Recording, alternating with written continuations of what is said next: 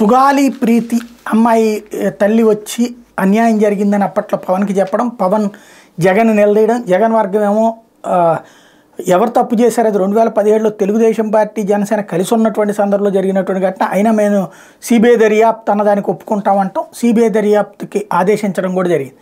అయితే పవన్ కళ్యాణ్ దాంట్లో అన్యాయం జరిగిందని చెప్తున్నటువంటి నేపథ్యంలో SC ST commission member Shankar Nayak దీని మీద స్పందించారు. పవన్ కళ్యాణ్ ఒక రాజకీయ పార్టీకి నాయకుడు అనే బాధ్యతను మర్చి మాట్లాడుతున్నారు.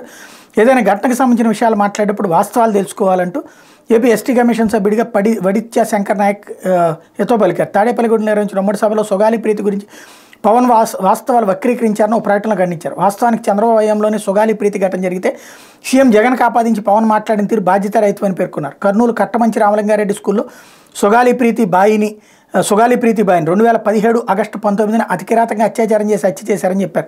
జరిగిన ఘటన మీద వేగంగా దర్యాప్తు చేసి దోషులను కఠినంగా శిక్షించి సుగాలి ప్రీతి కుటుంబానికి న్యాయం చేయాలని టీడీపీ ప్రభుత్వ హయాంలో గిరిజన విద్యార్థి సంఘాలు ఆందోళన చేసిన చంద్రబాబు కనీసం స్పందించకపోగా కళాశాల యాజమాన్యంతో కొమ్మక్క కేసు నీరుగార్చారని చెప్పారు. వైఎస్ఆర్సీ ప్రభుత్వం వచ్చాక కర్నూలు పర్యటనకు వచ్చిన సీఎం వైఎస్ జగన్ దృష్టికి ప్రీతిబాయి తల్లి జరిగిన దారుణం గురించి వివరించగా ప్రత్యేక కమిషన్కు ప్రీతి కేసు దర్యాప్తును అప్పగించారని గుర్తు చేశారు. ప్రీతిని అత్యాచారం చేసి హత్య చేసినట్టు దర్యాప్తులో నిర్ధారణ అయిందని, అన్యాయానికి గురైన ఆ కుటుంబాన్ని ఆదుకునేందుకు ప్రీతి తండ్రి రాజు నాయక్కి వైఎస్ఆర్సీపీ ప్రభుత్వం జూనియర్ అసిస్టెంట్ ఉద్యోగంతో పాటు 5 ఎకరాల వ్యవసాయ భూమి, 5 సెంట్ల ఇంటి స్థలం కూడా ఇచ్చిందని చెప్పుకొచ్చారు.